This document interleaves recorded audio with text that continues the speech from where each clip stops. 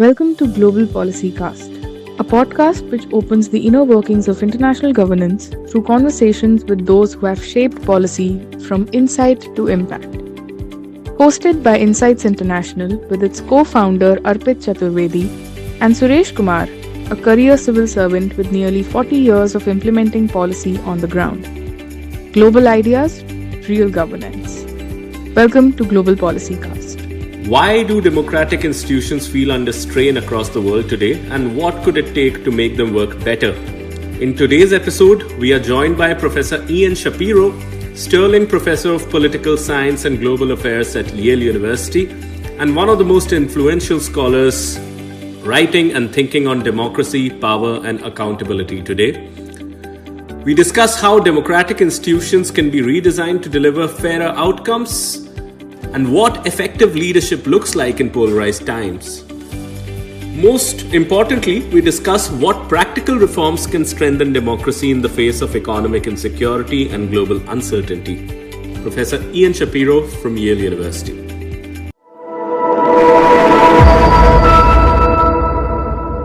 Professor Shapiro, in India, I see that, and even in the United States, now there's a lot of conversation also happening about a lot of young people saying that democracy doesn't work for them. I sometimes feel that it is perhaps because of the economic success of China that they see that example and feel that democracy probably they did development without democracy. What are your views on that, and why do you think a lot of people think that democracy, why is that institutional trust deficit forming now? I think it has less to do with what's happening in China and more to do with what has been happening in existing democratic systems. And if you talk about young people today in most of these countries, the sort of Gen Z, as we call them, yes, the median Gen Z was born in 2004. Yeah. So they're now, in 20, 21 years old. Their lived experience has not been that of most people of their age in the recent past. That they grew up in the wake of the financial crisis, where there was a lot of stress probably on their families. Went to school, finished high school during COVID. Probably another parent lost their job. Mm-hmm. They graduated under lockdown. And they graduated into a world where there are very few opportunities for them. I think a particularly stark statistic, which is true of the United States, but comparable things are true in many of the democracies, that the median age for a first-time home buyer in the United States today is 38 years old. Absolutely. So they're not even halfway to being able to buy a house. They're looking at less good economic opportunities than their parents had. And so they feel like the systems have not been performing for them. I think this is the principal source of their disaffection and alienation from the existing institutions.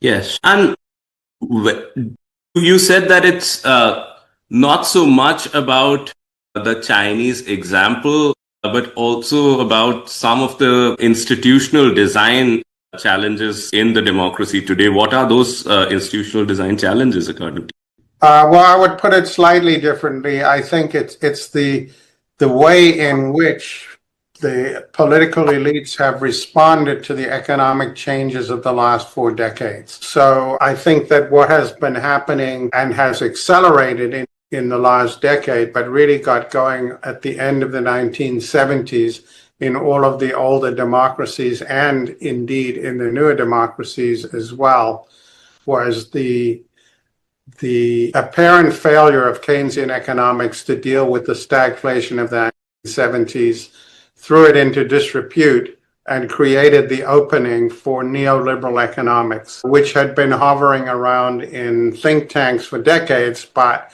with Reagan and Thatcher and so forth, got mainstreamed and became known as this neoliberal consensus of deregulation, privatization, and free trade. It was called neoliberalism at home and the Washington consensus abroad. And it ushered in a growth model, the benefits of which accrued all to people at the very top.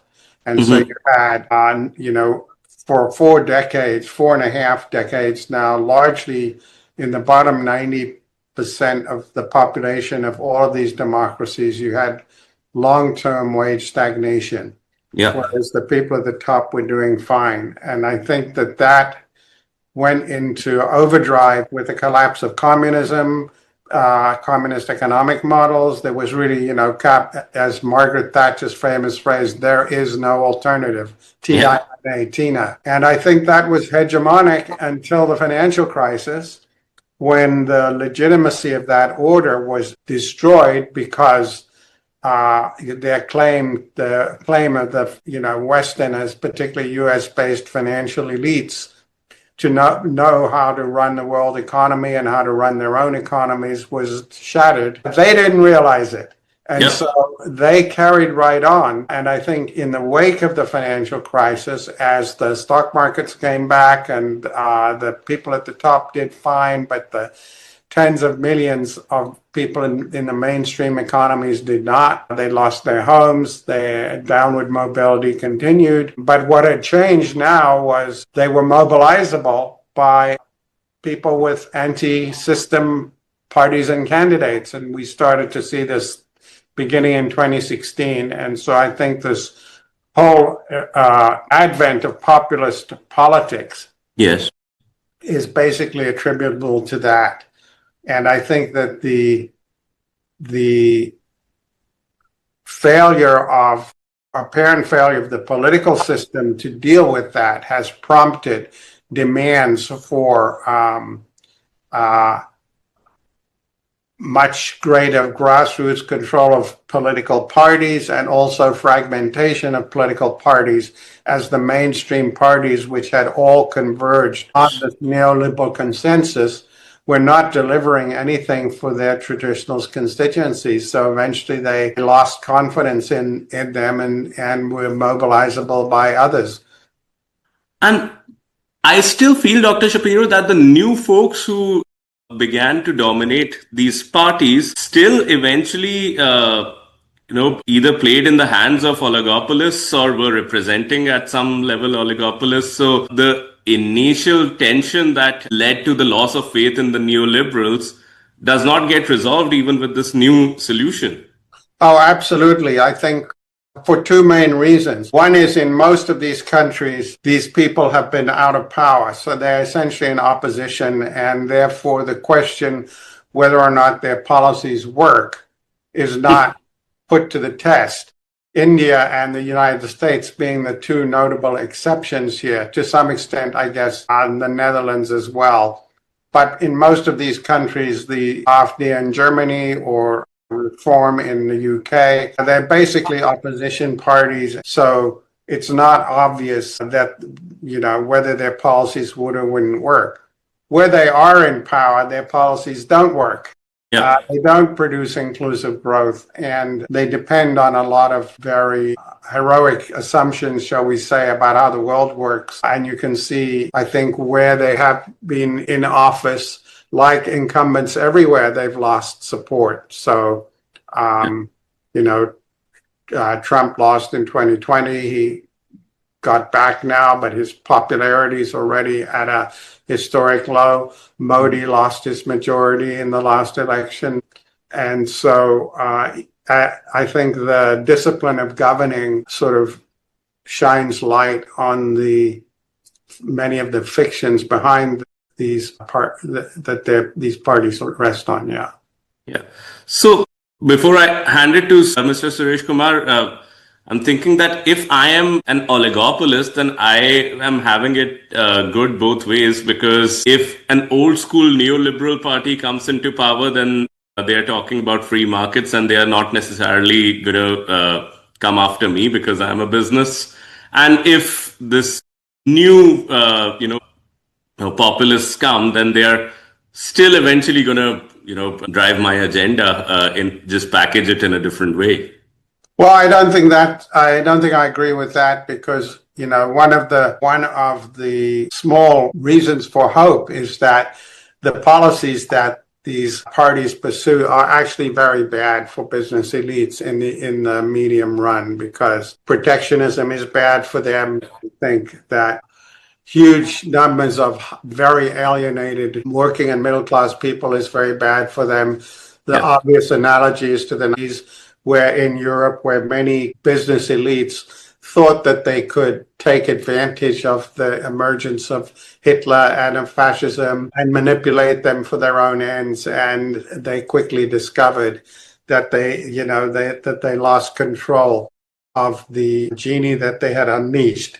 And I think something very similar would happen here, because at the end of the day, this is zero-sum politics. It leads to zero-sum international conflicts.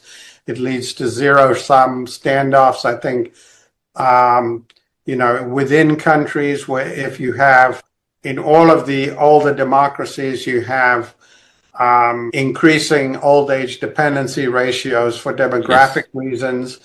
So either these countries need a lot of immigration, or they're going to have a lot of generational distributive conflict within them, because you have shrinking numbers of working populations supporting expanded retired populations, and the arithmetic just doesn't add up. And so if immigration is toxic politically, you're going to have more and more internal conflict. That's going to lead politicians to look for distractions such as, wars. And we know from the 30s that this kind of politics and economics doesn't end well. So I think, the hope is that business elites will begin to realize this in greater numbers. And that's what my book with Michael Gratz called The Wolf at the Door was about. It was really aimed at business elites. Because if they're not part of the solution, you're right that they will be part of the problem. Absolutely. Over to Mr. Kumar. Thank you, Arpit, and thank you, Dr. Shapiro, for being with us and accepting our invitation to discuss democracy and governance. It's very rare that we discuss that the democratic governance is toxic. Not many symposium or not many discussions happen on this topic. My first question, what makes you believe that democratic governance, which is, as we were taught when we joined the civil service, that democratic governance is supposed to be the most beneficial government. It's a government by the people, it's for the people. Those kind of things, the basic things we were taught. But now today we hear and we see, we experience that democratic governance is becoming more toxic. It's not working for the common man. It's not working as fairly, as squarely as it should be working for the people who need more assistance from the governments and more assistance from the state.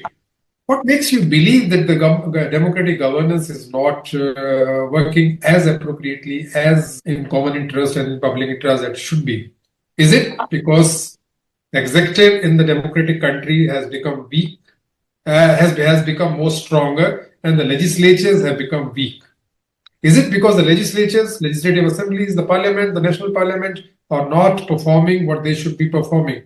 There has to be an legislative oversight over the executive, whereas today we see the executive has become, the governments have become more leader-centric. And in most democratic countries, whether it is US, whether it is India, is the leader who rules. There is no collective leadership. There is no pluralism in governance. Why is it happening? Also, my experience is there is very little respect in democratic governments for expertise and intellectuals. Why is it that intellectualism is not being respected, and as a result, the intellectual input, the academic input, the expert inputs in policy making, particularly in public policy, is missing all the time?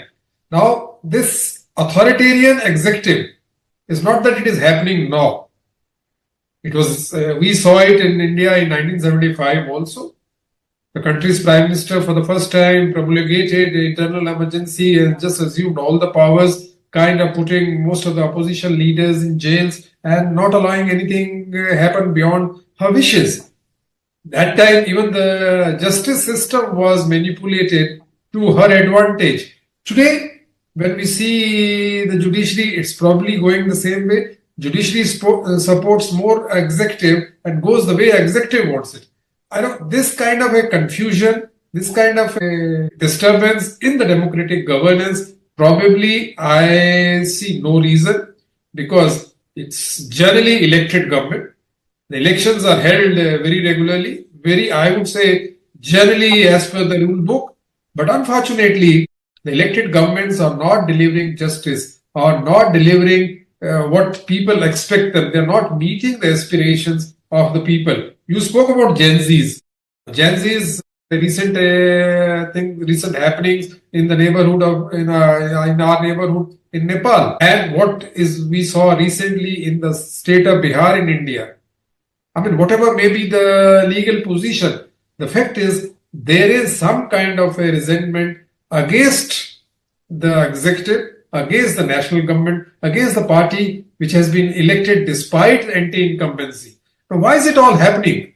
Are there any specific reason? What makes you believe that this is going to rise in times to come? So nothing is inevitable in politics. I think we have to try and understand the basic dynamics and see where there are possibilities for positive change.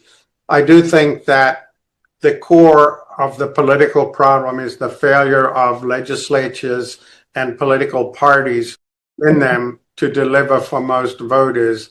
And I think when that happens, it produces demands for strong executive leadership, because it's very easy for political entrepreneurs to emerge and point to all the squabbling and ineffectiveness in the legislature and demand, only I can fix it. We need a strong fist here. So the real question is, because that doesn't lead anywhere good, the real question is, why have the legislatures been failing? And to add to your other question is, why has there been so little respect for expertise and informed opinion? And I think it all comes back to the issues we started with, namely that the technocratic elites, like the mainstream parties, all converged on this neoliberal consensus that excluded the benefits of growth from the vast majority of the population. And their claim to legitimacy was that neoliberal capitalism was the only game in town. They knew how to run it, and everybody else needed to get with the program. And so once the legitimacy of that was shattered after the financial crisis in 2008, the fact that they didn't realize how badly compromised they were and just carried right on. They bailed out the banks, they recapitalized the banks, they took care of their friends, they took, and imposed austerity on everybody else. I think that is what made it possible for anti-system politicians and parties to emerge, to attack both the mainstream parties and the neoliberal consensus. And so I think that is the main reason for disaffection in the older democracies. In developing countries, I think there's the addition with when you have very weakly institutionalized parties, you get lots of clientelism, lots of corruption, and that also adds to the sense that these systems are dysfunctional and need to be swept aside or taken over or hijacked or transformed. And, the answer is to find ways to strengthen the effective governance of legislatures, to start delivering policies that will lead to economic growth that benefits most people. We haven't had that in almost all of these countries for 40 plus years. And until we get it, I don't think anything in the politics is going to change. And you said that the executive, it is inherent in democratic governance that executive will become strong, will become much powerful, or the governance become more leader-centric. If that is true, why not have the presidential form of government? Why not have unitary system of governance? And why have parliamentary democracy at all? Now, this is something strange, that we want parliamentary democracy, and in that parliamentary democracy, the legislatures, the parliaments are not able to deliver. The parliaments are not able to deliver and not able to maintain the oversight over the executive functioning. Probably the people will surely get the disillusion with the system. So what is your take? Is presidential form of government better than the parliamentary system, or parliamentary system can deliver in times to come? Also, my other related question is, you must have heard and read about it because of your background and your interest in democratic governance, in institutional reforms, in functioning of the democratic institution. There's a big debate going on in India about one nation, one election. We have about 32 states, 32 provinces, and we have a national. We normally have every year 2-3 states are going to elections, and we have every 5 years we have the elections to the Lok Sabha, the upper house of a national parliament. Now, do you think one nation, one election is a good idea? Is it going to strengthen democratic governance in our country? It cannot happen and it shall not happen. What's your take on that also?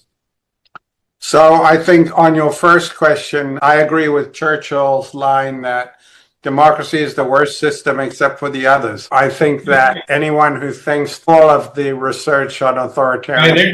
I read this today morning, and I thought I will not mention it. I'll let you to mention this. Yeah, but all the research, on authoritarian systems shows two things. One is that benign authoritarian systems never remain benign for indefinitely. They tend to become more and more repressive over time. And secondly, the kinds of economic models they pursue can be very effective in the early stages of economic growth. But once you get beyond, building infrastructure and cities and so forth, and you need more complex forms of economic management, you see the same slowdown in growth and the same economic challenges emerging in the authoritarian systems as they do in democratic systems. So, if you think about China, for example, yes, they pulled 600 million people out of poverty. They industrialized the country. They've had extremely high levels of growth for decades.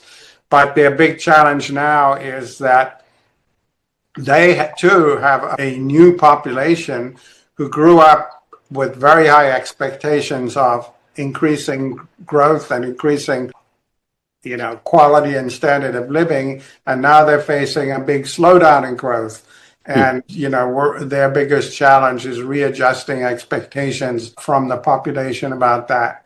So I don't really think junking democracy is the answer. I think figuring out how to make it work better is the answer. So, I've forgotten now. What was your second question or comment? The one nation, one election. Oh, yeah. Well, I think that one of the many defects of the American system is constant elections all the time. I believe much more that governments need to be given enough time and space to actually implement policies. And so I'm a fan of the Westminster system of 5-year parliaments. And if you have a lot of, regional elections and decentralization of the sort we have here and fiscal federalism, it makes it almost impossible.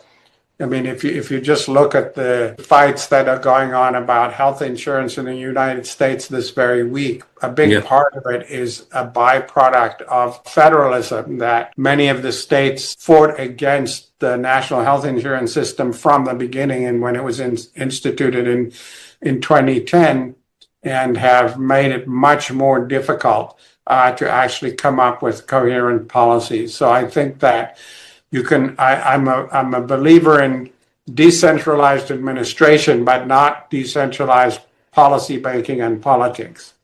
Mm-hmm. Dr. Shapiro, you rightly said that option is not to junk the democratic governance, but to be more democratic, more systematically democratic, and more truthfully democratic. But there is another dimension, another contradiction in the system.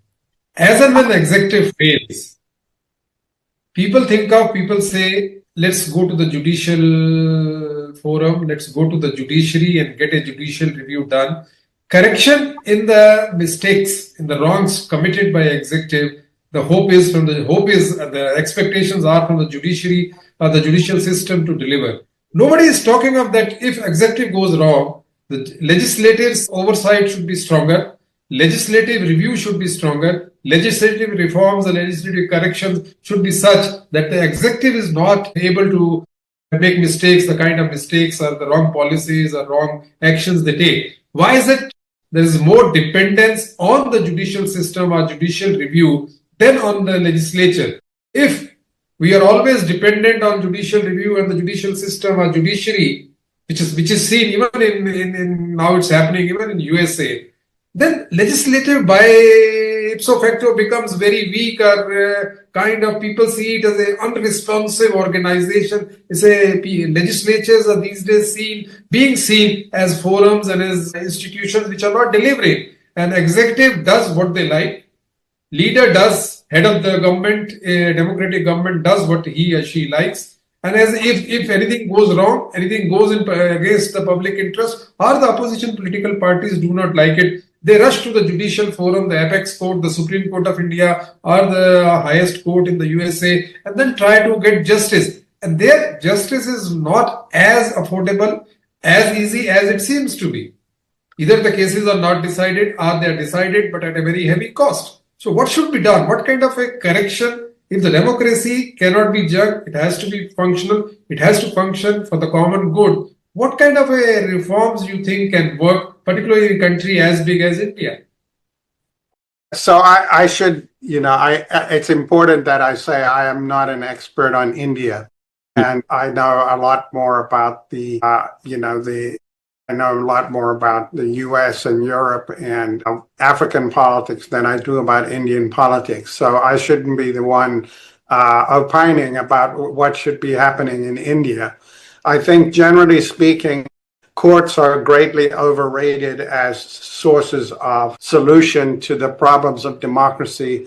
And I think it's, again, when the legislatures are failing, people are grasp or turn, well, maybe we need a stronger executive, maybe we need more power in the courts.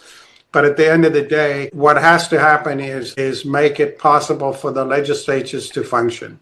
And to do that, we need to have policies that strengthen political parties and head off fragmentation of parties within the legislatures, because without those two things, you will see a return to the 90s when it's impossible for whoever gets elected, it's impossible for them to govern because they are controlled by a whole host of internal conflicts, either among coalition partners or with weak parties like in the US. They're controlled by primary voters, by funders, by all sorts of external influences that make it more or less impossible for the parties to govern.